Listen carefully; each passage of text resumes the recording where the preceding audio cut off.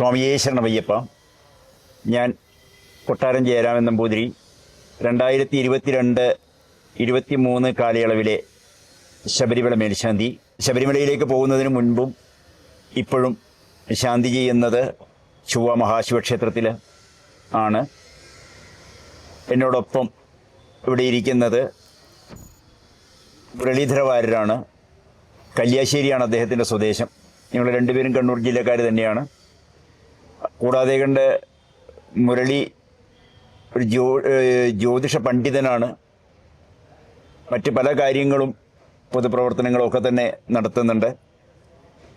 ഞങ്ങൾ തമ്മിലുള്ള ബന്ധം, ഞങ്ങൾ രണ്ടുപേരും ജ്യോതിഷം ഒരുമിച്ച് ഒരു വർഷക്കാലത്തിലധികം തളിപ്പുറം മരിച്ചുപോയിട്ടുള്ള PT നാരായണ വാര്യരുടെ കീഴിൽ അഭ്യസിച്ചിട്ടുണ്ട്. ആ ഒരു സതീർത്ഥ്യൻ എന്ന ഒരടുപ്പം കൂടെ നമ്മളിലുണ്ട്. ഇന്നിവിടെ നേരം എന്ന ചാനലിന് വേണ്ടിയിട്ട് വിഷുഫലം ഞങ്ങൾ ചർച്ച ചെയ്യുകയാണ്. എല്ലാവർക്കും സ്വാഗതം.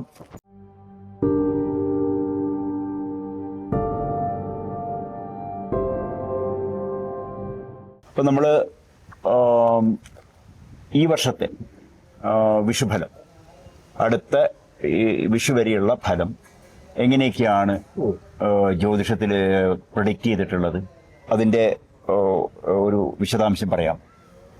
ഇപ്പോൾ മീനശനി, അതുപോലെ ഇടവ വ്യാഴം, കൊല്ലവർഷം 1200 മീനമാസം 30-ാം തീയതി ഞായറാഴ്ച 50 നാഴിക 20 വിനാഴിക ചെന്ന സമയത്ത് ചോതി നക്ഷത്രത്തിലാണ് ഈ വർഷത്തെ മേഷ വിഷു സംക്രമം.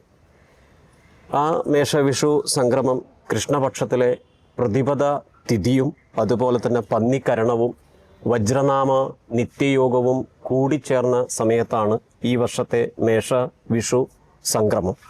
ആ മേഷവിഷു സംക്രമം തിരുമേനി ചോദിച്ചതുപോലെ ഭാരതത്തിൽ ആഗമനം വളരെ ശ്രദ്ധിക്കേണ്ടുന്ന, പ്രത്യേകിച്ച് ഭരണകർത്താക്കന്മാർ ഏറ്റവും കൂടുതൽ ശ്രദ്ധിക്കേണ്ടുന്ന ഒരു കാലഘട്ടമാണ്.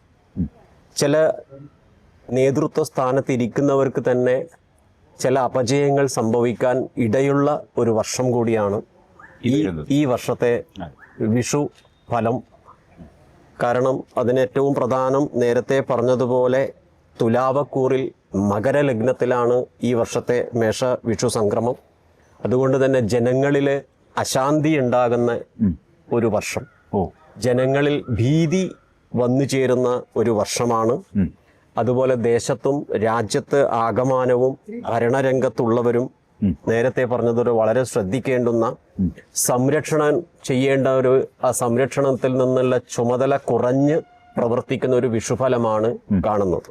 അപ്പം അതിൽ ഒരു സംശയം, ഒരു ജനങ്ങളുടെ ഭീതി ഉളവാക്കുന്നു എന്ന് പറഞ്ഞല്ലോ. അതെ. അത് അരാജകത്വം കൊണ്ടാണോ ആ ഭീതി വരുന്നത്, അഥവാ പ്രകൃതിക്ഷോഭങ്ങളാണോ? തീർച്ചയായിട്ടും തിരുമേനി അദ്ദേഹം ചോദിച്ചതുപോലെ, ഒന്ന് പ്രകൃതിയിൽ നിന്ന് നമുക്കുണ്ടാകുന്ന ചില പ്രയാസങ്ങൾ കൂടുതൽ ഭീതി ഉണ്ടാകാനും അത് സാമ്പത്തിക രംഗത്തും ആരോഗ്യ രംഗത്തും കൂടുതൽ ബാധിക്കും.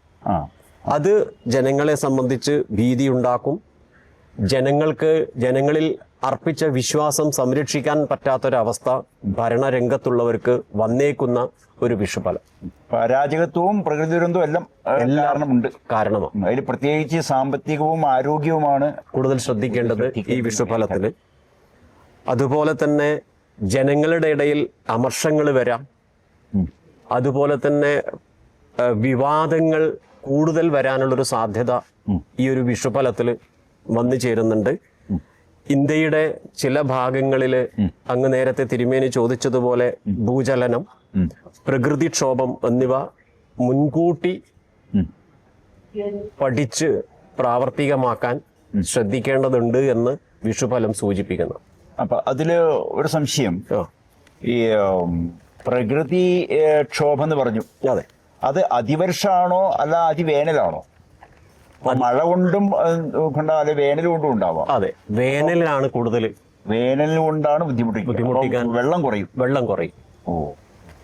അതുകൊണ്ട് തന്നെ ആരോഗ്യരംഗത്തും വിദ്യാഭ്യാസ രംഗത്തും വളരെ ശ്രദ്ധിക്കേണ്ടതുണ്ട്. ഇതൊക്കെയാണെങ്കിലും ആരോഗ്യരംഗത്തും വിദ്യാഭ്യാസ രംഗത്തും നൂതനമായ കണ്ടുപിടുത്തങ്ങളും ഈ ഒരു വിഷുഫലത്തിൽ ഗുണമുണ്ട്. ആ, അപ്പൊ ഒന്നുകൂടെ അത് ദേശത്തെയും അതുപോലെ തന്നെ അതിമഴ, അതിവേനല് എന്നുള്ളതൊക്കെ ഒന്നും കൂടെ ഒന്ന് വിശദീകരിക്കും. അതെ അതെ. ഇപ്പൊ തിരുമേനി ചോദിച്ചതുപോലെ അതിവർഷമാകാം, അതുപോലെ വേനൽ, ജലക്ഷാമം കൂടുതൽ ഉണ്ടാകാൻ, ജലക്ഷാമം വന്നു ചേരുന്ന ആ ജലക്ഷാമത്തെ മുൻകൂട്ടി കണ്ടുകൊണ്ട് ഓരോ വ്യക്തികളും ജലത്തെ സംരക്ഷിക്കാൻ വേണ്ടുന്ന കാര്യങ്ങൾ ചെയ്ത് മുന്നോട്ടേക്ക് പോകേണ്ടതുണ്ട്. കാർഷിക രംഗത്ത് പുതിയ പുതിയ കണ്ടെത്തലുകൾ ഈ വർഷവും ഉണ്ടാകും. മറ്റൊന്ന്, കാലാവസ്ഥ പ്രതികൂലമായ കാലങ്ങൾ കൊണ്ടും കൃഷിനാശങ്ങൾ വന്നു ചേരാം. മറ്റൊന്ന്, നമ്മൾ കാണുന്നത് കാട്ടിലുള്ളതെല്ലാം പുറത്തേക്ക് വരുന്നതാണ് അല്ലേ. എല്ലാ ആനയാകട്ടെ ഈ ഒരു കാലാവസ്ഥ ഈ വർഷവും മൃഗങ്ങളിൽ നിന്നുള്ള ഭീതി വർദ്ധിക്കാനുള്ളൊരു സാധ്യത ഈ വിഷുഫലത്തിലുണ്ട്. ഈ വന്യജീവികളിലും ഇതിനെ വല്ലാതെ കണ്ട് സ്വാധീനമുണ്ടാക്കും. അവർക്കൊരു ഭീതി പരത്തും. അതേസമയം വിഷുഫലത്തിൽ കലാകായിക രംഗത്ത് ഉള്ളവർക്ക് ഒരു ഉന്നതി ഉണ്ടാകുന്ന ഒരു വർഷമാണ്. നമുക്ക് രാജ്യത്തിന് അത് നേട്ടമുണ്ടാക്കും. കലാകായിക രംഗത്ത് ജനങ്ങളിലുള്ള സുരക്ഷാബോധത്തെയും ആസ്തിക്യബോധത്തെയും കെട്ടുറപ്പോടു കൂടിയിട്ടും അത് സംരക്ഷിക്കുകയും അതുപോലെ ദേശസ്നേഹം, പരസ്പര വിശ്വാസം, ഇത് കൂടുതൽ ഭരണരംഗത്തുള്ളവർ ശ്രദ്ധിച്ച് മുന്നേറണം എന്നുള്ളതും ഈ വിഷുഫലത്തിന്റെ മാത്രം ഒരു പ്രത്യേകതയാണ്. ജലക്ഷാമം കൊണ്ട് അതിലൂടെ പകരുന്ന രോഗങ്ങള്, സാംക്രമിക രോഗങ്ങള് വന്നു ചേരാനും ഈ വിഷുഫലത്തിൽ സാധ്യതയുണ്ട്. ഇതത്രയാണ് ഈ ഒരു വർഷത്തെ വിഷു ആകെയുള്ളൊരു വിഷുഫലം ടോട്ടലായിട്ട് നമ്മൾ പറയുമ്പോൾ സൂചിപ്പിക്കും.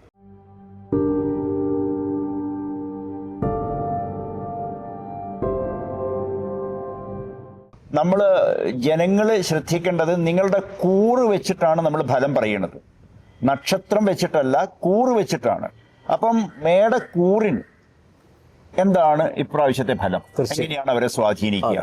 മേടക്കൂറിൽ ഏതൊക്കെ നക്ഷത്രങ്ങൾ എന്നുള്ളതും കൂടെ ഒന്ന് പറഞ്ഞ് അത് എങ്ങനെയൊക്കെയാണ് സ്വാധീനിക്കുക? ഇപ്പോൾ അശ്വതി, അതുപോലെ ഭരണി, കാർത്തിക നക്ഷത്രത്തിന്റെ ആദ്യത്തെ 15 നാഴിക ചേരുന്നതാണ് മേടം രാശി. അതെ. ആ മേടം രാശിയിലുള്ള നക്ഷത്രക്കാർക്ക് ഈ വിഷുഫലത്തിൽ ഏറ്റെടുത്ത എല്ലാ പ്രവൃത്തികളും ഭംഗിയാക്കി നിറവേറ്റാൻ സാധിക്കുന്ന ഒരു വിഷുഫലമാണ്.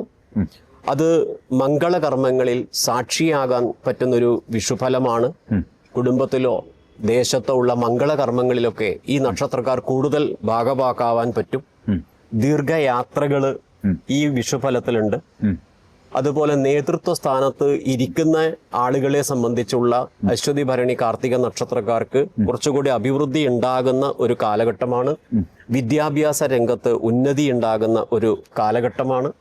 എങ്കിലും ശിരസ് സംബന്ധമായോ നയന സംബന്ധമായോ ദന്ത സംബന്ധമായോ അഥവാ കണ്ണിന്, അതുപോലെ തന്നെ നാവിന്, അതുപോലെ തന്നെ പല്ലിന് രോഗങ്ങൾ വരാനുള്ളൊരു സാധ്യത ഈ വിഷുഫലത്തിൽ കൂടുതലാണ്.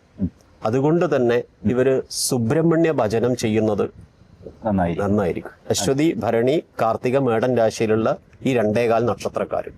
അതെ. അതിലൊരു മേടൻ രാശിയുടെ വേറെ എന്തെങ്കിലും പറയാനുണ്ടോ? ഇല്ല. ഈ ഒരു സുബ്രഹ്മണ്യ ഭജനം ഈ അശ്വതി, ഭരണി, കാർത്തിക, കാൽ നക്ഷത്രക്കാര് സുബ്രഹ്മണ്യ ക്ഷേത്രത്തിൽ പോയി തൊഴുതു പ്രാർത്ഥിക്കുക, ഷഷ്ടി വ്രതം എടുക്കുക, സുബ്രഹ്മണ്യ ഭജനം ചെയ്യുക, ഇതൊക്കെ ചെയ്യുന്നത് കൊണ്ട് ഈ ഒരു വിഷുഫലം കുറച്ചുകൂടി നന്നാവാൻ, തടസ്സങ്ങൾ ഉണ്ടെങ്കിൽ ആ തടസ്സങ്ങൾ നീങ്ങാൻ ഈ വിഷുഫലം സഹായിക്കും. ഇതൊരു ഒരു കോമൺ ഫലമാണ്. ഇതല്ലാതെ കണ്ട് ഇവർക്ക് എല്ലാവർക്കും ഓരോ തരത്തിലും ഫലങ്ങൾ അവരുടെ ലഗ്നമൊക്കെ വെച്ചിട്ട് മാറാം. കുറേശ്ശൊക്കെ മാറ്റം ഉണ്ടാവും.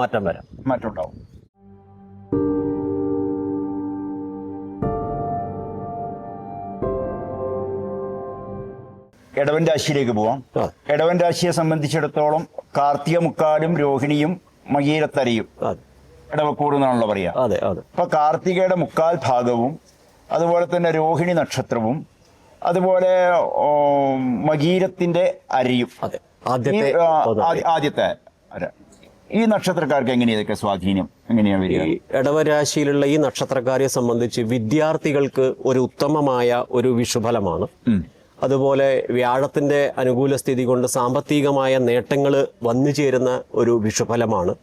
പുതിയ വ്യവസായ രംഗങ്ങളിലേക്ക് ആരംഭിക്കാൻ ഈ ഒരു കാലഘട്ടം ഇവർക്ക് നല്ലതാണ്. ആ. പൂർവീകമായി വന്നു ചേരേണ്ടുന്ന ചില ഭൂമികളും കാര്യങ്ങളൊക്കെ വന്നു ചേരുന്ന ഒരു വിഷുഫലമാണ്. ആ. ഭവന നിർമ്മാണത്തിന് ഇറങ്ങിയവരെ സംബന്ധിച്ച് കുറച്ച് സാവകാശത്തിലെ ഈ ഒരു ഭവന നിർമ്മാണ പ്രവൃത്തി മുൻപോട്ടേക്ക് പൂർത്തീകരിക്കപ്പെടും. അതുപോലെ തന്നെ വ്യവഹാരങ്ങൾ നിയമപരമായി പോയവരെ സംബന്ധിച്ച് നിയമ വിഷയങ്ങൾക്ക് അനുകൂലമാകാൻ കാലതാമസം വന്നു ചേരുന്ന ഒരു വിഷുഫലമാണ്. ഇടവരാശിയിലുള്ള കർമ്മരംഗത്തേക്ക് പ്രമോഷൻ വന്നു ചേരുന്ന ഒരു വിഷുഫലം കൂടി ഈ വർഷം കാണുന്നുണ്ട്. അതുകൊണ്ട് ശിവപ്രീതി കൊണ്ട് ഇവർക്ക് കുറച്ചുകൂടി തടസ്സങ്ങൾ നീക്കാൻ സാധിക്കും. അതിന് ശിവക്ഷേത്രത്തിൽ ധാര, ശിവന് അഭിഷേകപ്രിയോ ശിവ. അതെ അല്ലേ? അതെ. ഇപ്പൊ തിരുമേനി ചൊല്ലി അഭിഷേകപ്രിയോ ശിവ, ശിവന് അഭിഷേകാദി കാര്യങ്ങൾ നടത്തി ശിവപ്രീതി വർദ്ധിപ്പിക്കുന്നതോടുകൂടി കാർത്തികയുടെ 45-ഉം രോഹിണിയും മകീരത്തിന്റെ ആദ്യത്തെ 30 നാഴികയിലുള്ളവർക്ക് കർമ്മ കാര്യങ്ങൾക്കൊക്കെ മുൻപോട്ടേക്ക് പോകാൻ ഒരു ശക്തി കിട്ടും. അതെ. ശിവപ്രധാനമായിട്ടുള്ള പ്രദോഷവ്രതം, അതെ, ശിവരാത്രി വ്രതം പോലുള്ളതൊക്കെ എടുക്കുക അല്ലെ? അതൊക്കെ ഈ വിഷുഫലത്തിൽ നന്നാവും. വിഷുഫലത്തിൽ നമുക്ക് നന്നാവും.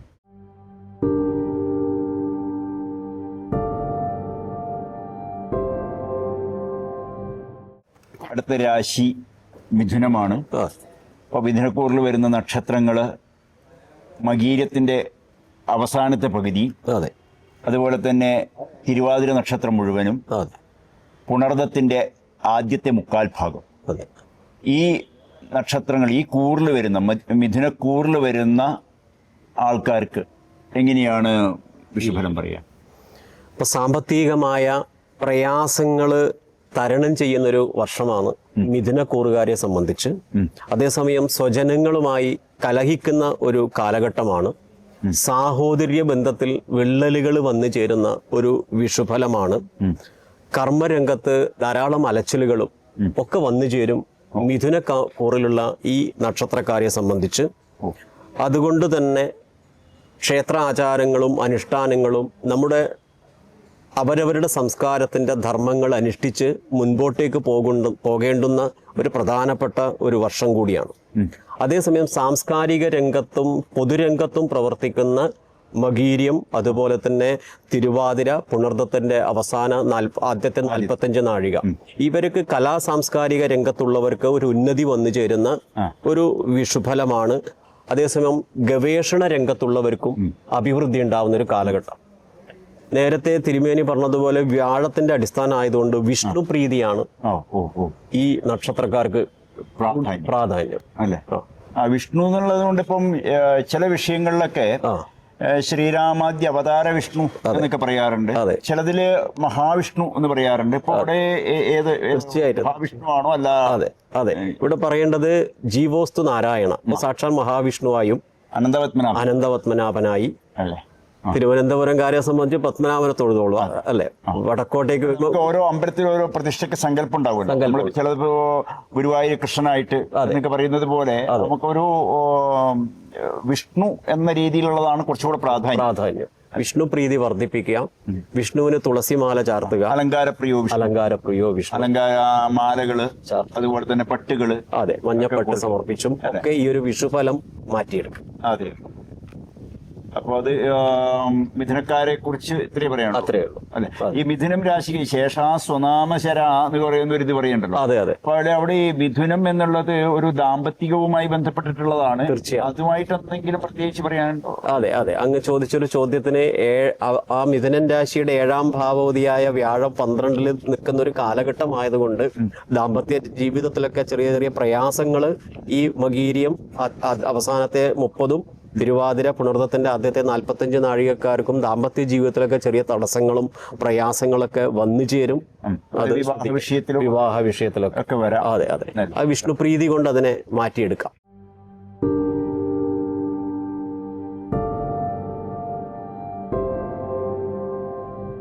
അടുത്തത് 4ാമത്തെ രാശി. അതെ, കർക്കിടകൻ രാശിയിലേക്ക് കിടക്കുകയാണ്. അതെ. കർക്കിടകൻ രാശിക്ക് ആ കൂറില് വരുന്ന നക്ഷത്രങ്ങൾ എന്ന് പറയുന്നത് പുണർദത്തിന്റെ അവസാനത്തെ ഒരു 1/4 ഭാഗവും, അതുപോലെ തന്നെ പൂയവും ആയില്യവും. ഈ നക്ഷത്രക്കാരെ സംബന്ധിച്ചിടത്തോളം എങ്ങനെയാണ് നമ്മുടെ ഈ വിഷുഫലം കണക്കാക്കുക? അതെ. അപ്പൊ കർക്കിടക രാശിയിലിരിക്കുന്ന ആളെ സംബന്ധിച്ച് പൊതുവെ വ്യാഴത്തിന്റെ ഒരു അനുകൂല കാലഘട്ടമായതുകൊണ്ടും വിദ്യാർത്ഥികളെ സംബന്ധിച്ച് ഒരു അനുകൂല കാലഘട്ടമാണ്. അതെ.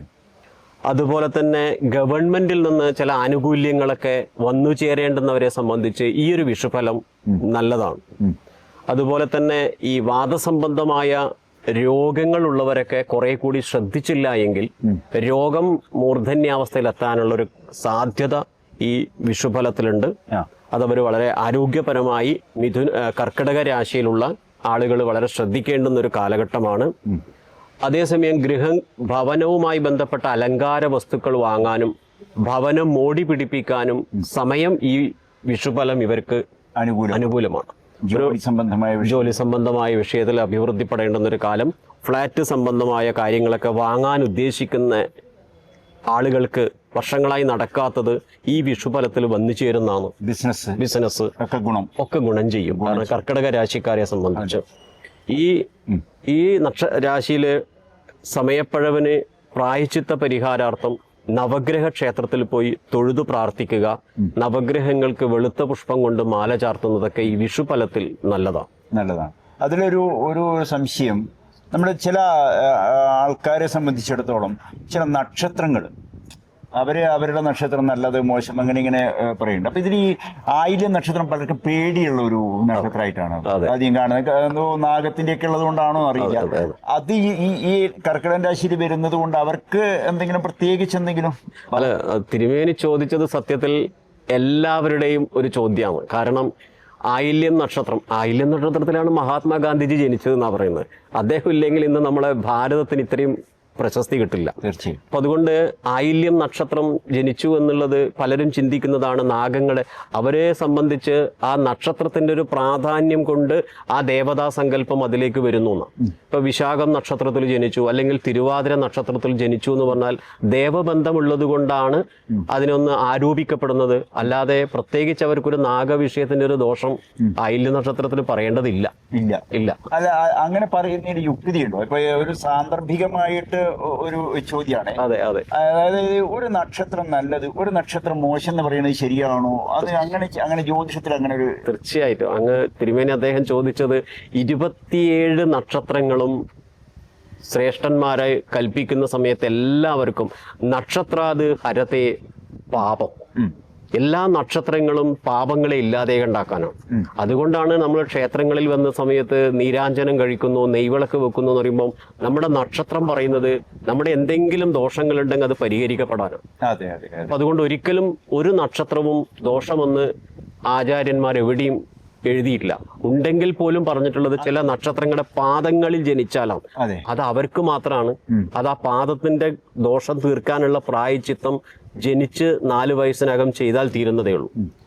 അതൊന്നും ഇപ്പൊ നക്ഷത്രത്തിന് സ്ഥായിയായത് പറഞ്ഞോളൂ. കാലവശാൽ വരുന്ന ഗ്രഹദോഷങ്ങളും കൂടി എല്ലാം കൂടെ ചേരുമ്പോഴേ നമുക്കത് ബാധിക്കുള്ളൂ എന്ന് പറയേണ്ടി വരും. തീർച്ചയായിട്ടും. അല്ലെ, അങ്ങനെയാണ്. അല്ലാതെ ഒരു നക്ഷത്രം ജനിച്ചു എന്ന് പറഞ്ഞു എഴുതിയിട്ട് മുഴുവൻ തെറ്റാണ്, എനിക്ക് വളരാൻ പറ്റില്ല, അങ്ങനൊന്നും ഒരു പറയരുത്. കാരണം ചില ആൾ പറയും ആയില്യാണ്, ഞാൻ പൂരാടാണ്, എന്റെ കാര്യം പോക്കാണെന്നാ പറയാ.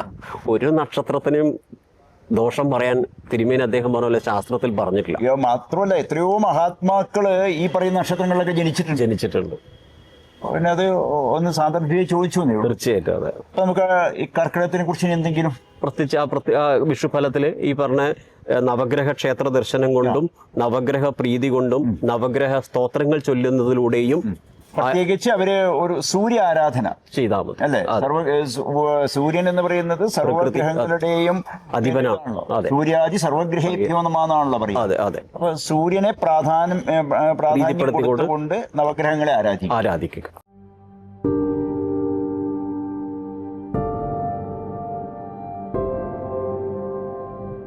അപ്പൊ നമുക്ക് അടുത്തത് ചിങ്ങക്കൂറിലേക്ക്. ആ ചിങ്ങക്കൂറില് വരുന്ന നക്ഷത്രങ്ങള് മകം, പൂരം, ഉത്രത്തിന്റെ കാൽഭാഗം ആണല്ലോ. അപ്പൊ അതില് മകം നമുക്ക് ഇന്നത്തെ ഇതിന്റെ ഒരു പ്രാധാന്യം കൂടി ഉണ്ടല്ലോ, നക്ഷത്രം കൂടിയാണ്. അപ്പൊ നമുക്ക് ഈ 3 മകം, അതുപോലെ തന്നെ പൂരം, ഉത്രത്തെക്കാൽ ഈ നക്ഷത്രക്കാർക്ക്, ഈ ചിങ്ങക്കൂറുകാർക്ക് ഈ വിഷുഫലം എങ്ങനെയാണെന്ന് നമുക്ക് നോക്കാം. അപ്പോൾ കാര്യസാധ്യം വന്നു ചേരുന്ന ഒരു വിഷുഫലമാണ്. വിട്ടുവീഴ്ചയില്ലാതെ ഉദ്ദിഷ്ട കാര്യത്തിന് വേണ്ടി പ്രയത്നിക്കുന്ന ഒരു വർഷം കൂടിയാണ് ചിങ്ങരാശിക്കാരെ സംബന്ധിച്ച് ഈ ഒരു വിഷുഫലത്തിൽ നിയമപരമായ തടസ്സങ്ങളൊക്കെ നീങ്ങിക്കിട്ടുന്ന ഒരു വിഷുഫലമാണ്. കാർഷിക രംഗത്ത് പ്രവർത്തിക്കുന്നവരെ സംബന്ധിച്ചൊരു അനുകൂലതയുള്ള ഒരു കാലഘട്ടമാണ്. ആരോഗ്യപരമായ പ്രയാസങ്ങളൊക്കെ മാറി ഒരു അഭിവൃദ്ധിപ്പെടേണ്ടുന്ന ഒരു കാലഘട്ടമാണ്. അതുപോലെ തന്നെ ആരോഗ്യപരമായി ശ്രദ്ധിക്കേണ്ടുന്ന ഒരു വിഷയം അലർജി കൊണ്ടോ ഉദര രോഗമോ ശ്രദ്ധിക്കേണ്ടുന്നൊരു വിഷുഫലം കൂടിയാണ്. അതിന് സൽക്കർമ്മങ്ങൾ ചെയ്തും ആഹാര നിയന്ത്രണത്തിലൂടെയും വ്രതചര്യത്തിലൂടെയും സഞ്ചരിച്ച് അത്തരം ദോഷങ്ങൾക്കൊക്കെ പരിഹരിച്ച് മുൻപോട്ടേക്ക് പോകേണ്ടുന്ന ഒരു വിഷുഫലമാണ്. അതുപോലെ തന്നെ മകം, പൂരം, ഉത്രം ഈ ചിങ്ങരാശിയിലുള്ളവർക്ക് ശാസ്താവിന് നീരാഞ്ജനവും അതുപോലെ തന്നെ ദേവീക്ഷേത്ര ദർശനം കൊണ്ടും വിഷുഫലത്തിന്റെ ദോഷങ്ങളൊക്കെ നീങ്ങുന്ന ഒരു വിഷുഫലമാണ്. അതിൽ നമുക്ക് പ്രത്യേകിച്ച് വിദ്യാർത്ഥികൾക്ക് കഴിഞ്ഞെല്ലാം പറഞ്ഞല്ലോ, ഇതുപോലെ വിദ്യാർത്ഥികൾക്ക് ഇതിൽ പ്രത്യേകിച്ച് അങ്ങനെ എന്തെങ്കിലും? തീർച്ചയായിട്ടും അങ്ങ് ചോദിച്ചൊരു നല്ല ചോദ്യമാണ്.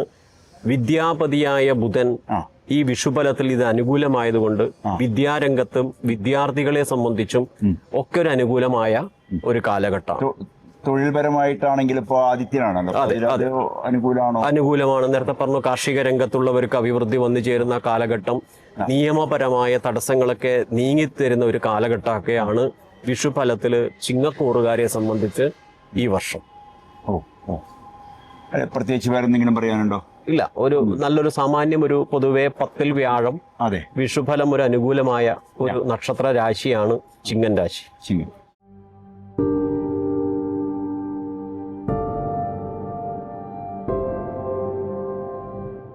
ആറാമത്തെ രാശി കന്നിരാശിയിലേക്ക് പോവാം. കന്നിരാശിയില് കന്നി നക്ഷത്രക്കാർക്ക് അല്ലെ കന്നി കൂറിൽ വരുന്ന നക്ഷത്രക്കാർക്ക് ഏതൊക്കെയാണ് അത് അവരുടെ ഫലം? വിഷുഫലം. അപ്പോൾ കന്നിരാശിയുടെ ഫലമാണ് ഇനി നമുക്ക് പറയേണ്ടത്. അതിൽ ഉത്രം നക്ഷത്രത്തിന്റെ അവസാനത്തെ 45 നാഴികയും അതുപോലെ അത്തം നക്ഷത്രവും ചിത്തിരയുടെ ആദ്യത്തെ 30 നാഴികയും ചേരുന്നതാണ് കന്നിരാശി. ആ കന്നി രാശിക്കാരെ സംബന്ധിച്ച് ഈ ഒരു വിഷുഫലത്തില് സാമ്പത്തികമായ നേട്ടങ്ങൾ വന്നു ചേരുന്നൊരു വിഷുഫലം, വിദ്യാരംഗത്ത് വിജയം കൈവരിക്കുന്ന ഒരു ഫലം, ദീർഘകാലഘട്ടമായി ആരോഗ്യപരമായി ബുദ്ധിമുട്ടിക്കുന്നവരെ സംബന്ധിച്ച് ഒരു രോഗശമനം പ്രതീക്ഷിക്കാവുന്ന ഒരു വിഷുഫലം, കർമ്മരംഗത്ത് സ്ഥാനഭ്രംശം വന്നു ചേരുന്ന ഒരു വിഷുഫലം. അതേസമയം കൂട്ട് ബിസിനസ് നടത്തിക്കുന്നവരെ സംബന്ധിച്ച് ഈ വിഷുഫലം അനുകൂലമല്ല. ഒരു പാർട്ട്ണർഷിപ്പുമായി ബന്ധപ്പെട്ട് പ്രവൃത്തി ചെയ്യാൻ ഉദ്ദേശിക്കുന്നവരൊക്കെ ഈ വിഷുഫലത്തിൽ നന്നേ കഷ്ടപ്പെടും. അപ്പൊ അത്തരം ഉദ്യമവുമായി പോകുന്നവര് പിന്തിരിഞ്ഞു പോകുന്നതായിരിക്കും ഈ ഒരു വിഷുഫലത്തിൽ നല്ലത്. ചില ഭാഗ്യങ്ങളൊക്കെ അടുത്തെത്തിയിട്ടും നഷ്ടപ്പെടാം. ഒറ്റ നമ്പറിന് ലോട്ടറി നഷ്ടപ്പെട്ടു എന്ന് പറയുന്നവരൊക്കെ ഈ വിഷുഫലത്തിൽ വന്നേക്കാം. അതുപോലെ തന്നെ ഉദ്ദേശിച്ച ചില കാര്യങ്ങൾ സാധിക്കാതെ വന്നു ചേരും. അതിലൂടെ ചില നിരാശയും കാര്യങ്ങളൊക്കെ വന്നു ചേരും. അത്തരം കാര്യങ്ങളിൽ മനസ്സ് പതറാതെ സൂക്ഷിക്കേണ്ടുന്ന ഒരു വിഷുഫലാണ് കന്നി രാശിക്കാരെ സംബന്ധിച്ച് ഈ വിഷുഫലം. അതുകൊണ്ട് തന്നെ അവര് നവഗ്രഹ ക്ഷേത്രത്തിൽ തൊഴുതു പ്രാർത്ഥിക്കുക, പൗർണമി നാളിൽ ദേവീ ക്ഷേത്രത്തിൽ ദർശനം ചെയ്യുക. ഇതൊക്കെ ഈ വിഷുഫലത്തിൽ നന്നായിരിക്കും. നന്നായിട്ട് വരുന്ന ഇതാണ്. അത് ഇതിലും ഇപ്പോ കന്നിയുടെ അധിപൻ ബുധനാണല്ലോ. ബുധനാണ്. അതുകൊണ്ട് വിദ്യാഭ്യാസപരമായിട്ടും അതാണ് നമ്മൾ വിദ്യാ വിജയം വന്നു ചേരുന്ന ഒരു വർഷം. വിദ്യാർത്ഥികൾക്ക് ഒരു അനുകൂല കാലഘട്ടമാണ്. ഹയർ സ്റ്റഡീസിനൊക്കെ തിരുമേനി ചോദിച്ചത്, ഒരു ഹയർ സ്റ്റഡീസിനൊക്കെ പോകാൻ ഉദ്ദേശിക്കുന്ന വിദ്യാർത്ഥികൾക്ക് ഈ വിഷുഫലം നന്നാവും. നല്ലതാണ്. അതെ, വിദേശങ്ങളിലൊക്കെ പഠിക്കാനും. വിദേശം എന്നുള്ളത് കൊണ്ട് കന്യായാം പരദേശത്ത് പോകണമെന്ന് ഉദ്ദേശിക്കുന്നവർക്കൊക്കെ ഈ ഒരു വിഷുഫലം നല്ലതാണ്. ഉപരിപഠനത്തിന് നിങ്ങൾ വിദേശത്ത് പോകാൻ ആഗ്രഹിക്കുന്നുണ്ടെങ്കിൽ ഈ ഒരു വർഷം നല്ല അനുകൂലമാണെന്ന് പറയണം. അതെ, ശ്രമിച്ചാൽ അത് നമുക്ക് അനുകൂലമായിട്ട് വരുമെന്ന് പറയണം. വേണമെങ്കിൽ പ്രായശ്ചിത്തമായിട്ട് നമുക്ക് ഈ നവഗ്രഹങ്ങളുടെ പൂജ അല്ലെങ്കിൽ പൗർണമി ആരാധന, അതാണ് ഈ കന്നി രാശിയുടെ ഈ ഒരു വിഷുഫലം.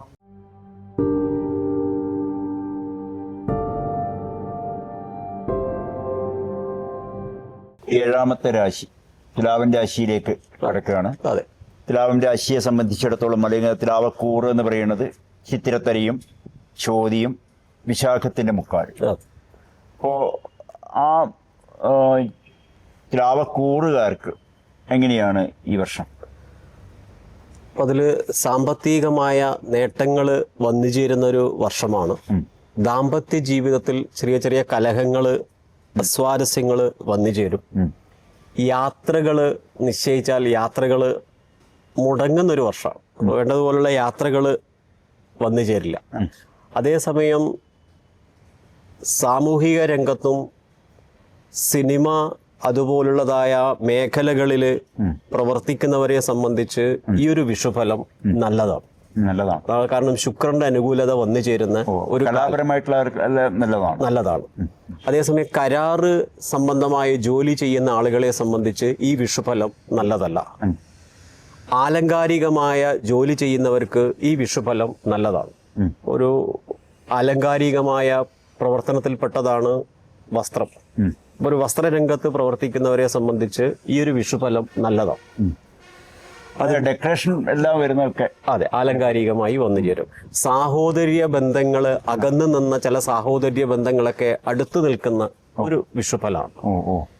ഈ ഒരു വിഷുഫലത്തിൽ ഈ നക്ഷത്രക്കാര് നിർബന്ധമായും ഗണപതി ക്ഷേത്ര ദർശനം ചെയ്യുന്നതും ഗണപതിക്ക് കറുകമാല ചാർത്തുന്നതും ഈ ഒരു വിഷുഫലത്തിൽ നല്ലതായിരിക്കും. കാരണം ധാരാളത്തിന്റെ ഗണപതിക്ക് പ്രാധാന്യം കൊടുക്കണം. ശുക്രനാണല്ലോ, ശുക്രസ്യാപി ഗണേശനും എന്ന സങ്കല്പത്തിൽ തുലാവ രാശിയുടെ നാഥൻ ശുക്രനായതുകൊണ്ടും ഇവിടെ ഗണപതി പ്രാധാന്യം വർദ്ധിപ്പിക്കുക, ഗണപതിക്ക് കറുകമാല ചാർത്തുക ഒക്കെ ചെയ്യുന്നത് ഈ ജോലി സംബന്ധമായിട്ടുള്ള വിഷയത്തിലോ ജോലിയിൽ നിൽക്കുന്നവർക്കോ ജോലി പ്രതീക്ഷിക്കുന്നവർക്കോ കർമ്മപതിയായ ചന്ദ്രന്റെ അനുകൂലതയുള്ളത് കൊണ്ട് വർഷത്തിന്റെ പകുതിക്ക് ശേഷം ഒരു മാറ്റം വരുന്ന കാലഘട്ടം.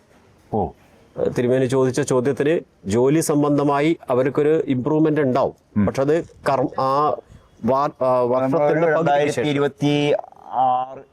അതെ വർഷത്തിന്റെ പകുതിക്ക് ശേഷം.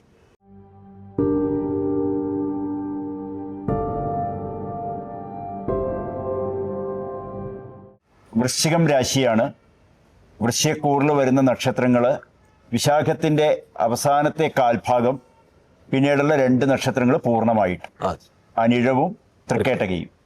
ഈ നക്ഷത്രക്കാർക്ക് നമ്മളുടെ ഈ വർഷത്തെ വിഷുഫലം എങ്ങനെയാണ്? തീർച്ചയായിട്ടും വൃശ്ചിക രാശിയിലുള്ള ഈ നക്ഷത്രക്കാരെ സംബന്ധിച്ച് വിശാഖത്തിന്റെ അവസാനത്തെ 15 നാഴികയും അനിഴം തൃക്കേട്ടകയും ചേരുന്നതാണ്.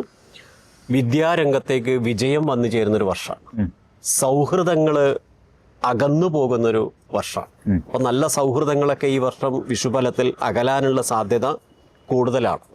അതേസമയം കുടുംബത്തിൽ ഐക്യത വർദ്ധിക്കുന്നൊരു വിഷുഫലമാണ്. കുടുംബത്തിൽ ഐക്യത വർദ്ധിക്കും. വിദേശ യാത്രയൊക്കെ ഉദ്ദേശിക്കുന്ന ഈ രാശിയിലുള്ള നക്ഷത്രക്കാർക്ക് പെട്ടെന്ന് തന്നെ യാത്ര അനുകൂലം വന്നു ചേരുന്നൊരു വർഷമാണ്. അതേസമയം സ്ഥലം വാങ്ങാൻ, സ്ഥലവുമായി ബന്ധപ്പെട്ട് കച്ചവടം നടത്തുന്നവരെ സംബന്ധിച്ച് ഈ ഒരു വിഷുഫലം നല്ലതല്ല. അല്ല. സ്ഥല സംബന്ധമായ ചില പ്രയാസങ്ങൾ, അത് സംബന്ധമാണോ അല്ല ക്രയവിക്രയം സ്ഥലവുമായി ബന്ധപ്പെട്ട് വിശാഖത്തിന്റെയും അനിഴവും തൃക്കേട്ടകയാകുന്ന വൃശ്ചികക്കൂറുകാർക്ക് സ്ഥലം വാങ്ങിയാലും സ്ഥലം കൊടുക്കാൻ നോക്കുമ്പോഴും ഈ ഒരു വിഷുഫലം ഒരു പൂർണ്ണമായ ഒരു വിജയം കൈവരിക്കില്ല. അതുകൊണ്ട് തന്നെ ഇത്തരം കച്ചവട കാര്യങ്ങൾ വളരെ ശ്രദ്ധിച്ചു വേണം കൈകാര്യം ചെയ്യാൻ. ഇല്ലെങ്കിൽ അതിൽ പരാജയം സംഭവിച്ചേക്കാം, അപവാദങ്ങൾ വന്നേക്കാം. ഇതിനൊക്കെ സാധ്യത ഈ വർഷത്തിലേക്കുണ്ട്. വായ്പകൾ എടുക്കുന്നവര് ശ്രദ്ധിക്കണം. ധനം കൊടുക്കുന്നതും വാങ്ങുന്നതും വളരെ ശ്രദ്ധിച്ച് കൈകാര്യം ചെയ്തില്ല എങ്കിൽ ഈ വിഷുഫലം ഇവർക്കൊരു അനുകൂല കാലഘട്ടമല്ല.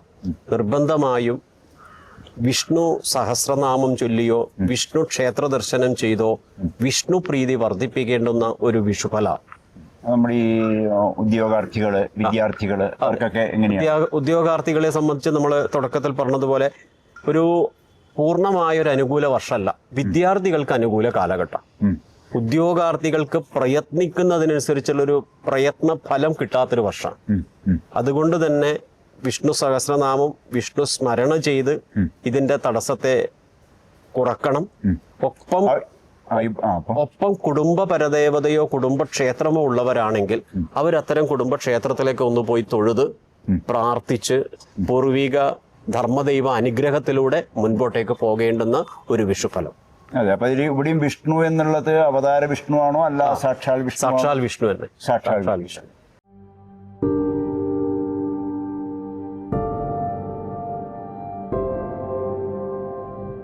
ധനുരാശിയെ സംബന്ധിച്ചിടത്തോളം മൂലം, പൂരാടം, ഉത്രാടത്തിന്റെ കാൽഭാഗം, ഈ ധനു കൂറുകാർക്ക് എങ്ങനെയാണ് നമ്മുടെ ഇതിന്റെ ഫലം? അപ്പൊ ധനുരാശിയിൽ ജനിച്ച ഈ നക്ഷത്രക്കാരെ സംബന്ധിച്ച് വിദ്യാർത്ഥികൾക്ക് ഉദ്ദേശിച്ച ഒരു റിസൾട്ട് കിട്ടുന്ന ഫലമല്ല. വിദ്യാപതി മറഞ്ഞതിനാലാണ് വിദ്യാരംഗത്ത് വേണ്ടത്ര ഒരു അനുകൂല കാലഘട്ടമല്ല. അപ്പൊ കഠിന പ്രയത്നം ഈ വർഷം വിദ്യാർത്ഥികൾ ചെയ്യേണ്ടി വരും, എന്നെങ്കിൽ മാത്രമേ ഒരു റിസൾട്ട് അനുകൂലമാവും. മറ്റൊന്ന്, ഭവനം പുതുക്കി പണിയാൻ ആഗ്രഹിക്കുന്നവരെ സംബന്ധിച്ച് ഈ വിഷുഫലം നല്ലതാണ്. അവർക്ക് ഈ വർഷം ഒരു ഭവനം നിർമ്മിക്കാനോ ഭവനം പുതുക്കി പണിയാനോ ഒക്കെ ഉദ്ദേശിച്ചാൽ നടക്കാൻ വേണ്ടി സാധിക്കും. അതുപോലെ നേതൃരംഗത്ത് പ്രവർത്തിക്കുന്നവരെ സംബന്ധിച്ച് ഉയർച്ച വന്നു ചേരുന്ന ഒരു വിഷുഫല. നേതൃരംഗത്തേക്ക് അഭിവൃദ്ധിപ്പെടും. ജോലി കർമ്മരംഗത്തേക്ക് അഭിവൃദ്ധിപ്പെടുന്ന ഒരു വർഷകാലഘട്ടം. കുടുംബത്തിൽ സൗഹൃദങ്ങൾ വന്നു ചേരുന്ന ഒരു വിഷുഫലം. കുടുംബ സംഗമങ്ങളൊക്കെ നടന്നു വരുന്നൊരു കാലഘട്ടം. ഈ ഒരു കാലഘട്ടത്തിൽ ഈ നക്ഷത്രക്കാർ മുന്നിട്ടിറങ്ങിയാൽ കുടുംബ സംഗമങ്ങളൊക്കെ വിജയപ്രദമാക്കാൻ വേണ്ടി സാധിക്കുന്ന ഒരു വർഷമാണ്. കടബാധ്യതകൾ വർദ്ധിക്കും, അത് ശ്രദ്ധിക്കണം എന്നാ പറയാം. വായ്പകൾ വാങ്ങുന്നതും കൊടുക്കുന്നതും ഒക്കെ ശ്രദ്ധിക്കേണ്ടുന്ന ഒരു വിഷുഫലമാണ് ധനുരാശിക്കാരെ സംബന്ധിച്ച് ഈ വർഷം. അതുകൊണ്ട് തന്നെ ഗണപതി പ്രീതിയും അതുപോലെ ദേവീ പ്രീതിയും വർദ്ധിപ്പിക്കേണ്ടുന്ന ഒരു കാലഘട്ടം. രണ്ട് ദേവതകളുണ്ട്. രണ്ട് ദേവതകളെ, ഗണപതിയുണ്ട്, ദേവി. അവിടെ ദേവി എന്ന് പറയുമ്പോൾ നമുക്ക് ഇന്ന ദേവത എന്ന് എടുത്ത് പറയാൻ പറ്റും? തീർച്ചയായിട്ടും സരസ്വതി. കാരണം ബുധബന്ധം ശുക്രബന്ധം വന്ന സരസ്വതി പ്രീതിയോ ലക്ഷ്മി പ്രീതി കൊണ്ടും ഇത്തരം തടസ്സങ്ങളെ ഇവർക്ക് അതിജീവിക്കാൻ സരസ്വതിക്കും ലക്ഷ്മിക്കുമാണ് പ്രാധാന്യം, ഗണപതിയും. ശരി.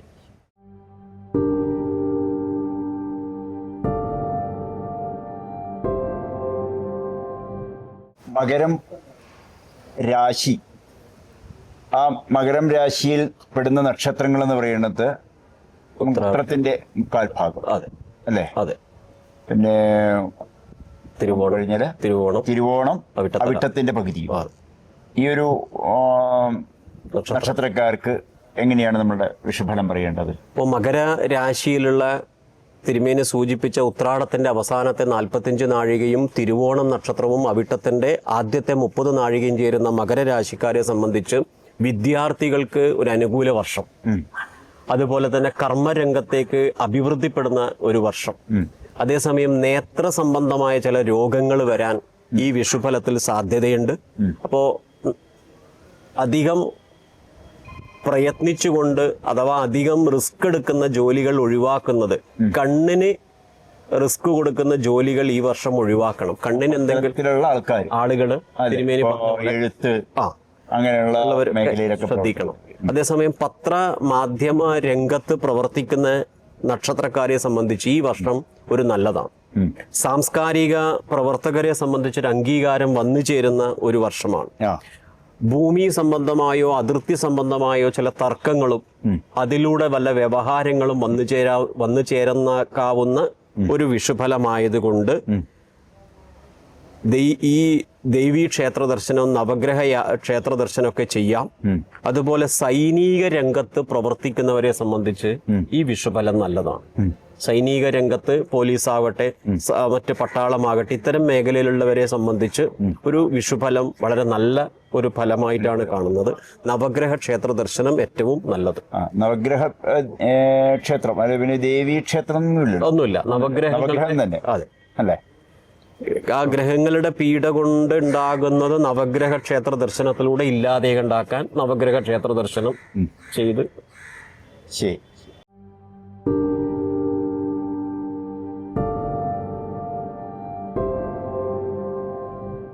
കുംഭം രാശിയിലെ നക്ഷത്രങ്ങള്, ആ നക്ഷത്രങ്ങൾക്ക് എങ്ങനെയാണ് ഈ വർഷം തീർച്ചയായിട്ടും അനുകൂലമായിട്ട് വരുന്നത്?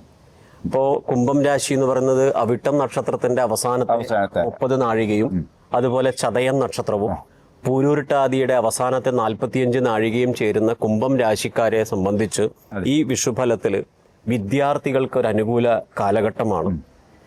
ചില വിഷയങ്ങളിൽ നന്നായി പഠിച്ചു എന്ന് അറിയുന്ന വിഷയങ്ങളിൽ അശ്രദ്ധ വന്നു ചേരുന്ന ഒരു വിഷുഫലമാണ്. അതുപോലെ തന്നെ നേതൃരംഗത്തുള്ളവരെ സംബന്ധിച്ച് അഭിവൃദ്ധി ഉണ്ടാകുന്ന ഒരു വിഷുഫലം, കുടുംബത്തില് മംഗളകർമ്മങ്ങൾ വന്നു ചേരുന്ന ഒരു വിഷുഫലമാണ്, വ്യാപാര രംഗത്ത് വിജയിക്കുന്ന ഒരു വിഷുഫലമാണ്. അതേസമയം വാഹന അപകടങ്ങൾ, അതുപോലെ തന്നെ ജലത്തിൽ നിന്നുണ്ടാവുന്ന ചില ഭയങ്ങളൊക്കെ വന്നു ചേരാനിടയുണ്ട് കുംഭം രാശിക്കാരെ സംബന്ധിച്ച് ഈ വർഷത്തെ വിഷുഫലം. അതുപോലെ ത്വഗ് രോഗം, രക്തസംബന്ധമായിരിക്കുന്ന ചില രോഗങ്ങളൊക്കെ കുംഭരാശിയിലുള്ള ഈ നക്ഷത്രക്കാരെ സംബന്ധിച്ച് ഈ വിഷുഫലത്തിൽ വന്നേക്കാം. അതിന് ശക്തി കുറക്കുന്നതിന് വേണ്ടി നാഗസങ്കല്പങ്ങൾ, നാഗസ്ഥാനത്ത് സർപ്പബലി കഴിപ്പിച്ചും നാഗസ്ഥാനത്ത് തൊഴുതു പ്രാർത്ഥിച്ചും ഒരു ദൈവഹിതം, ഈശ്വരാധീനം വർദ്ധിപ്പിക്കണം. ഒപ്പം ശിവക്ഷേത്രത്തിലും ശാസ്താവീശ്വരനെയും തൊഴുതു ഭജിക്കേണ്ടുന്ന ഒരു വിഷുഫലമാണ് കുംഭം രാശിക്കാരെ സംബന്ധിച്ച് ഈ വർഷം വരുന്നു. അതിൽ തന്നെ ഒരു ചെറിയൊരു സംശയം, നമ്മൾ നേരത്തെ ഈ നക്ഷത്രങ്ങൾ പറഞ്ഞുവല്ലോ, അതെ, ഗുണദോഷങ്ങളുണ്ടോ ഇല്ലയോ എന്നൊക്കെ. അതേപോലെ നകുംഭലഗ്നം ശുഭമാഹ സത്യോ നഭാഗഭേദായ അവിടെ കുംഭലഗ്നം നല്ലതല്ല എന്ന് പറയുന്നതില് എന്താണ് അഭിപ്രായം? അതെ, തീർച്ചയായിട്ടും. അപ്പൊ കുംഭലഗ്നം ശുഭമാഹ സത്യ എന്ന് പറഞ്ഞാൽ ഒരു ആചാര്യന്റെ, അതെ, 3 ആചാര്യന്മാര് 3 അഭിപ്രായം പറഞ്ഞ ഒരു രാശിയാണ്. അപ്പൊ അതില് കുംഭം രാശി, കുംഭത്തിൽ എന്തൊക്കെയോ ഉണ്ട്, അത് ഒളിപ്പിച്ചു വെച്ച ഒരു രാശിയാണ് എന്ന് പറയും. അതിലൊന്നുമില്ലാതെ അത് വെറുതെ ഒളിപ്പിച്ചു വെച്ചതാണെന്ന് നമ്മൾ പറയുന്നത് പോലെയാണ്. കുംഭം രാശിക്ക് പ്രത്യേകിച്ചൊരു ദോഷം അവിടെ ആ മറ്റ് ഗ്രഹങ്ങളുടെ ഒരു ഫലത്തിനെ കൂടി ഉൾപ്പെടുത്തിക്കൊണ്ടേ അതിന്റെ ഫലം പറയേണ്ടതുള്ളൂ. അതായത് എല്ലാ രാശികളെ പോലെ തന്നെയാണ് കുംഭം രാശി. പിന്നെ ആചാര്യന്മാർ അവരുടേതായിട്ടുള്ള ഒരു അഭിപ്രായം, ഒരു പ്രകരണം അവിടെ ചേർത്തു. അതെ, ഈ നക്ഷത്ര ഫലത്തിൽ കുംഭം രാശി ഈ ജനിച്ചവര് ഈ പറഞ്ഞ സർപ്പബലി കഴിപ്പിച്ചും നാഗസങ്കേതത്തിൽ തൊഴുതു പ്രാർത്ഥിച്ചും അയ്യപ്പൻ ഈശ്വരനെ തൊഴുതും ഒക്കെ വിഷുഫലം മാറ്റിയെടുക്കാവുന്ന ഒരു വിഷുഫലം. ഇപ്പൊ സർപ്പാരാധന ഇപ്പൊ നമുക്കിപ്പോ ഈ വർഷം ഇപ്പൊ ഈ കുംഭം രാശിക്കാണ് കൂടുതൽ പറഞ്ഞിട്ടുള്ളത്. സർപ്പപ്രീതി അവശ്യം, നിർബന്ധം.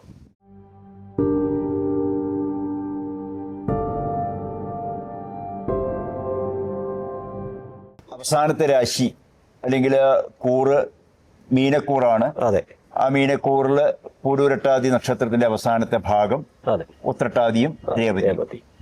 ഈ മീനക്കൂറുകാർക്ക് നമ്മുടെ ഈ വർഷത്തെ വിഷു എങ്ങനെയാണ് ബാധിക്കുക? അനുകൂലമാണോ പ്രതികൂലമാണോ? അപ്പൊ മീനരാശിയിലുള്ള ഈ നക്ഷത്രക്കാരെ സംബന്ധിച്ച് കുടുംബസുഖം വർദ്ധിക്കുന്ന ഒരു കാലഘട്ടമാണ്. അംഗീകാരങ്ങൾ വന്നു ചേരുന്ന ഒരു വിഷുഫലമാണ്. സാമ്പത്തികമായ നേട്ടങ്ങൾ വന്നു ചേരുന്ന ഒരു വിഷുഫലമാണ്. നിയമപരമായി പ്രവർത്തിക്കുന്നവർക്കും നിയമവിഷയം പഠിക്കുന്ന വിദ്യാർത്ഥികളെ സംബന്ധിച്ചും ഈ ഒരു വിഷുഫലത്തിൽ ഒരു അനുകൂലമായ കാലഘട്ടമാണ്. പത്ര മാധ്യമ രംഗത്ത് പ്രവർത്തിക്കുന്നവരെ സംബന്ധിച്ച് യശസ് വന്നു ചേരുന്ന ഒരു വർഷം. കലാകായിക രംഗത്ത് ഒരു അഭിവൃദ്ധിപ്പെടുന്ന ഒരു വർഷമാണ് ഈ വിഷുഫലം. എങ്കിലും ഈ രാശിയിലുള്ള നക്ഷത്രക്കാര് ദേവീക്ഷേത്ര ദർശനം ചെയ്യുന്നതും ശിവഭജനം ചെയ്യുന്നതും ഏറ്റവും നന്നായിരിക്കും. ദേവീക്ഷേത്രം ഒന്നും കൂടെ, ദേവീക്ഷേത്രം എന്ന് പറയുന്നത് കൂടുതലും പ്രാധാന്യം ഭദ്രകാളി പോലുള്ള ഭദ്രകാളി പ്രാധാന്യത്തിലുള്ള ക്ഷേത്രത്തിൽ തൊഴുതു പ്രാർത്ഥിക്കുക, ശിവക്ഷേത്രത്തിൽ പോയി തൊഴുതു പ്രാർത്ഥിക്കുക. ഇത്തരം കാര്യങ്ങൾ ചെയ്യുന്നതോടുകൂടി വിഷുഫലം കുറച്ചുകൂടി അനുകൂലമായി വരാൻ സാധ്യതയുള്ള ഒരു വിഷുഫലമാണ്. നമ്മളിപ്പോ ഈ ഇത്രയും ഇത് പറഞ്ഞല്ലോ ഫലങ്ങൾ, അതിലൊക്കെ ഓരോ ദേവതയുടെ ആരാധനയും പറഞ്ഞു. അതെ, അപ്പൊ ആ ആരാധന കൊണ്ട് നമുക്ക് ഇപ്പൊ ഈ പറയുന്ന എല്ലാ നക്ഷത്രക്കാർക്കും എന്തൊക്കെ ദോഷങ്ങൾ പറഞ്ഞിട്ടുണ്ടോ ആ ദോഷങ്ങളുടെ ലഘൂകരണം നമുക്ക് ഈ ആരാധന കൊണ്ട് കിട്ടും. ദൈവികമായിട്ടുള്ള ആരാധന കൊണ്ട് കിട്ടും. അങ്ങനെയല്ലേ കണക്കാക്കേണ്ടത്? അപ്പൊ പൊതുവേ നമ്മൾ ഭയപ്പെടേണ്ട ഒരു വിഷയമില്ല. നമ്മളെ സംബന്ധിച്ചിടത്തോളം നമുക്ക് അനുകൂലമായിട്ടുള്ളത് കിട്ടാനും പ്രതികൂലമായിട്ടുള്ളത് നമ്മളുടേക്ക് വരാതെ കണ്ടിരിക്കാനും ഈ പ്രാർത്ഥനകൾ ചെയ്താൽ മതി. ഈ പ്രായച്ചിത്ത വിധിയിലൂടെ ചെയ്താൽ പൂർണ്ണമായിട്ടും ഇല്ലെങ്കിൽ ഒരു പരിധി വരെ നമുക്കതിനെ അനുകൂലമാക്കി എടുക്കാം. അതാണല്ലോ ഉദ്ദേശിക്കുന്നത്, അല്ലേ? അപ്പൊ നമ്മള് 27 നക്ഷത്രങ്ങളെയും കൂറുകളുടെ അടിസ്ഥാനത്തിൽ ആ ഒരു ഗ്രഹസ്ഥിതി അനുസരിച്ച് അനുകൂലവും പ്രതികൂലവുമായിട്ടുള്ള വിഷയങ്ങളൊക്കെ നമ്മളിവിടെ ചർച്ച ചെയ്തു. അതുപോലെ തന്നെ അതിന് അനുകൂലമാക്കാൻ വേണ്ടിയിട്ട് എന്തൊക്കെ ദോഷങ്ങൾ പറഞ്ഞു, അതിനനുകൂലമാക്കാൻ വേണ്ടിയിട്ട് നമ്മൾ ഈശ്വര ആരാധനകളും പറഞ്ഞു. അപ്പോൾ നമുക്കിതല്ലാതെ കണ്ട് വിഷുവിന് ഒരു 1-2 ചടങ്ങുകൾ സാധാരണ നടത്താറുണ്ട്. അതിൽ പ്രധാനം എന്നുള്ളത് കണി കാണുക. അപ്പോൾ ഈ കണി കാണുക എന്നുള്ളതിൻ്റെ പ്രാധാന്യം എന്താണ്, ഏത് സമയത്താണ് ഈ വർഷം നമ്മൾ കണി കാണേണ്ടത്? അപ്പോൾ ഏപ്രിൽ മാസം 14-ാം തീയതി വിഷുവാണ്. അപ്പോൾ ആ വിഷു ദിവസം നമ്മൾ ഏത് സമയത്താണ് കണി ഒരുക്കേണ്ടത്, കണി കാണേണ്ടത് എന്നൊക്കെ ഫലങ്ങൾ പറയാറുണ്ട്. അതെന്താണ്? അതുപോലെ തന്നെ അത് കഴിഞ്ഞിട്ട് നമ്മളൊരു കൈനീട്ടം മേടിക്കുക എന്ന് പറയുന്നത്. അപ്പൊ ഇതിന്റെയൊക്കെ പ്രാധാന്യം എന്താണ്, അത് ഒന്ന് വിശദീകരിക്കാമോ? ഈ വർഷത്തെ വിഷുഫലത്തിലാണ് നേരത്തെ പ്രകൃതിയിലും മനുഷ്യരിലും വന്നു ചേരാവുന്ന ഗുണവും ദോഷങ്ങളെയും നമ്മൾ ഉൾക്കൊണ്ട് പറഞ്ഞു. അതിനുശേഷം തിരുമേനി ഇപ്പം ചോദിച്ചത് അഷ്ടമംഗല്യങ്ങളാണ് ഒരുക്കുന്നത്. ഭഗവാൻ ശ്രീകൃഷ്ണന്റെ വിഗ്രഹമാണ് ഒരുക്കുന്നത് എന്നുള്ളത് കാലപുരുഷനായ മഹാവിഷ്ണുവിനെ ബാലഭാവത്തിൽ കളങ്കമില്ലാതെ കാണാൻ ശ്രീകൃഷ്ണ ഭഗവാന്റെ വിഗ്രഹം വെക്കുന്നു. കണിക്കുന്ന എന്ന് പറയുന്നത് ഭഗവാന്റെ കിരീടത്തിന് പ്രാധാന്യം കൊടുത്തു വെക്കുന്നു. അങ്ങനെ അഷ്ടമംഗല്യങ്ങളും പഞ്ചങ്ങളും ഒക്കെ ഒരുക്കിയാണ് നമ്മളെ വിഷുഫലം നമ്മൾ കാണുന്നത്. അഷ്ട ഐശ്വര്യങ്ങളെ പ്രതിനിധാനം ചെയ്യുന്നതാണ് ഈ അഷ്ടമംഗല്യങ്ങളെ ഒരുക്കി വെക്കുന്നത്. അതെ അതെ അതെ. മറ്റൊന്ന് അങ്ങ് പറഞ്ഞതുപോലെ കൈനീട്ടമാണ്. പഴയ കാലത്ത്, ദാരിദ്ര്യത്തിന്റെ കാലത്ത് കണി കണ്ടാൽ നമ്മളൊക്കെ അടുത്ത ഇല്ലങ്ങളിലും അടുത്ത വാര്യങ്ങളിലും അടുത്ത വീടുകളിലും പോയി കൈനീട്ടം ചോദിക്കുന്നൊരു കാലം. പക്ഷെ അതിന്റെ വലിയൊരു മഹത്വം അവിടെ ഉള്ളത് പൂർവികർ കാണിച്ചത് മുതിർന്നവർക്ക് ഒരു വർഷത്തെ അനുകൂലവും അനുഗ്രഹവും ഇളയവർക്ക് ഒരു വർഷം മുതിർന്നവരെ നമസ്കരിച്ചതിന്റെ ഒരു പ്രാധാന്യമാണ്. അപ്പൊ ഒരു കേവലം വിഷു കൈനീട്ടം വാങ്ങുക എന്ന് പറയുന്നത് അനുഗ്രഹത്തിന്റെ ഒരു തത്വമാണ് അവിടെ കൊടുക്കുന്നത്. ഗുരുത്വമുണ്ടാകാനാണ് കാരണം. പടക്കം പൊട്ടിക്കുകയാണ്. ഒരു വർഷത്തെ മനോമാലിന്യങ്ങളെ പ്രകൃതിയിൽ നിന്നും മനസ്സിൽ നിന്നും നീക്കിക്കൊണ്ട് പടക്കം പൊട്ടിക്കുകയാണ്. അപ്പോ അത് കയ്യബദ്ധം വരാതെ കണ്ടിരിക്കണം. അതിനൊരു അലങ്കാരം, അതിനൊരു ആർഭാടമാകരുത് വിഷു. ആ വിഷു സന്ദേശം. അതെ. ഒരു വർഷകാലഘട്ടം നമ്മൾ മുതിർന്നവർക്ക് വസ്ത്രം കൊടുക്കുമ്പോൾ വസ്ത്രദാന ഫലം രാജ്യം എന്ന് പറയുന്നത് പോലെ ഒരു വർഷം നമ്മൾ ദാനം ചെയ്ത ഫലം ഈ വസ്ത്രദാനത്തിലൂടെ വന്നു ചേരും. അതുകൊണ്ടാണ് പൂർവികർ വിഷുക്കോടി എടുക്കുന്നു, വിഷുക്കോടി ഇളവർക്ക് കൊടുക്കുന്നു, കൊടുക്കുന്ന സമയത്ത് കാല് തൊട്ട് വന്ദിക്കുന്നു എന്നൊക്കെ പറയുമ്പോൾ മുതിർന്നവർക്ക് ഇളയവർക്കും തമ്മിലുള്ള ഒരു സ്നേഹബന്ധം, അനുഗ്രഹം ഒക്കെ അവിടെ വന്നു ചേരുന്നു എന്നുള്ളതാണ്. ശരി. അപ്പോൾ എല്ലാവർക്കും ഈ ഒരു വർഷം അനുകൂലമായി തീരട്ടെ. നമ്മളുടെ വിശ്വാസപ്രകാരം ആദ്യം നമ്മൾ ഉണരുമ്പോൾ എന്താണോ കണി കാണുന്നത്, ആ ഒരു കണിയുടെ എഫക്റ്റ് നമുക്ക് ആ ഒരു ദിവസം മുഴുവനും നിൽക്കും എന്ന് നമ്മൾ വിശ്വസിക്കുന്നു. അതുപോലെ ഈ ഒരു വർഷം മുഴുവനും നല്ലൊരു കണി ദർശനത്തോടു കൂടെ ഗുരുത്വമുണ്ടാവാൻ വേണ്ടി പ്രാധാന്യമർഹിക്കുന്നതിന് പ്രാധാന്യം കൊടുത്തുകൊണ്ട് അപ്രധാനമായവയെ തള്ളിക്കൊണ്ട് നമുക്ക് ഗുരുത്വത്തിൽ അധിഷ്ഠിതമായ ഒരു ജീവിതം നയിക്കുന്നതിന് ഒരു കാരണവന്മാരുടെ കയ്യിൽ നിന്ന് ഒരു കാണിക്കയും അതുപോലെ തന്നെ നവവസ്ത്രങ്ങളും മനസ്സിനും ശരീരത്തിനുമൊക്കെ ആനന്ദദായകമായിട്ടുള്ള വിഷു ആഘോഷങ്ങൾ, പടക്കങ്ങളും മറ്റുമൊക്കെ പൊട്ടിച്ചിട്ടും മറ്റും പലതരത്തിലും സദ്യയുണ്ടും ഒക്കെ വിഷു ആഘോഷങ്ങൾ ഭംഗിയായി നിർവഹിക്കാം. അതിന് ഞങ്ങൾ പറയുക, സാധാരണ ഏതൊരു വിഷയം ചെയ്യുമ്പോഴും കാലാവലോകനം കാര്യസാധ്യം നൃണാം, കാലസ്വരൂപനല്ലോ പരമേശ്വരൻ. ഈശ്വരൻ കാലസ്വരൂപനാണ്. ആ പ്രപഞ്ചത്തെ മുഴുവനും നടത്തിക്കുന്ന വിഷ്ണു ഭഗവാന്റെ വിഷ്ണോരാജ്ഞയാ പ്രവർത്തമാനസ്യ എന്നാണ് പറയുക. ഈ പ്രപഞ്ചം മുഴുവനും നിറഞ്ഞു നിൽക്കുന്ന ആ വൈഷ്ണവ ചൈതന്യത്തിൻ്റെ അനുഗ്രഹം നമുക്കെല്ലാവർക്കും ഉണ്ടാകുമാറാകട്ടെ. ആയതിന് ആ ജഗദീശ്വരൻ നമ്മളെ അനുഗ്രഹിക്കുമാറാകട്ടെ എന്ന് മാത്രം പ്രാർത്ഥിച്ചുകൊണ്ട് കലിയുഗ വരദനായിട്ടുള്ള അയ്യപ്പസ്വാമിയുടെയും അതുപോലെ തന്നെ ചൊവ്വയിലും മഹാദേവൻ്റെയും ഒക്കെ തന്നെ അനുഗ്രഹം എല്ലാവർക്കും ഉണ്ടാകുമാറാകട്ടെ എന്ന് പ്രാർത്ഥിക്കുന്നു. സ്വാമിയേ ശരണമയ്യപ്പ.